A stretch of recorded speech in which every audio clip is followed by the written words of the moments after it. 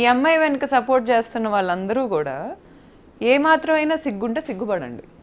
అంతకు మించి నేనేం చెప్పలేను. ఎందుకంటే మీరు ఒక పనికొచ్చే ఇన్ఫ్లుయెన్సర్ని చైనాలో ఈ ఇన్స్టాగ్రామ్ ఇలాంటి యాప్స్ ఇలా పనికొచ్చే వాళ్ళని ఎక్కువ అల్గోరిథం బూస్ట్ చేస్తుంది.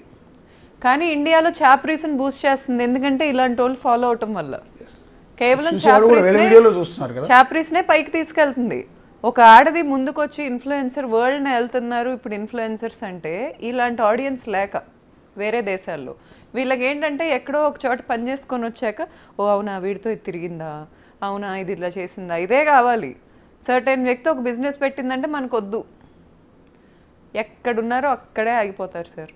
చెప్తున్నా కదా, ఇలాంటి ఆడవాళ్ళని ఆరాధించడం మొదలు పెడితే మనం ఆటవికం నుంచి ఇక్కడికి వచ్చామో ఇక్కడి నుంచి ఆటవికానికి వెళ్తున్నామో తెలుసుకోవాలి. 2025లో కూర్చొని ఒక లీగల్గా నాకు అగ్రిమెంట్ ఉన్న ఫ్లాట్లోకి ఒక అమ్మాయి ఫేమ్ ఉంది కదా అని దూరుతుంది అంటే నేనేమనుకోవాలి సార్? నా ఇంట్లోకే దూరిందంటే ఎంతమంది ఇళ్లలో దూరింది ఈ అమ్మాయి? దూరలేదని ప్రూవ్ చేయమనండి. అమ్మాయి కాల్ డేటా తీపించండి, నా దగ్గర ఉంది, నేను తీస్తా కొన్ని రోజుల్లో, కంగారేం లేదు. అంటే టెక్నాలజీ ఎంత అండర్ డెవలప్డ్ అనుకుంటున్నారు సార్ వీళ్ళు?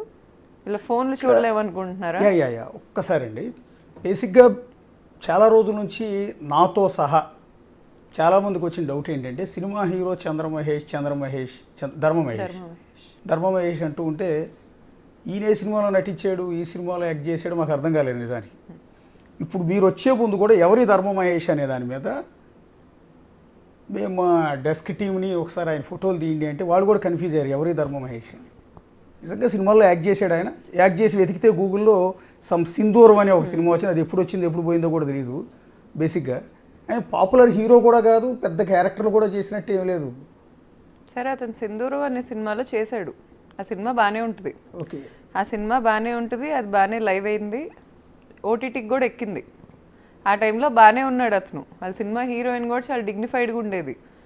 అసలు ఈ సెకండ్ సినిమాలో ఉన్నంత చాప్రీస్ జల్లెడ బట్టి ఎతికినా ఎక్కడ దొరకరు. ఆ హీరోయిన్నే ఆ రితు చౌదరి ఇంకో పాప ఉంది వాళ్ళ సినిమాలో, ఆ పాపేమో నన్ను బెదిరిస్తుంది. అసలు వీళ్ళు రెండో సినిమా ఏంటండి?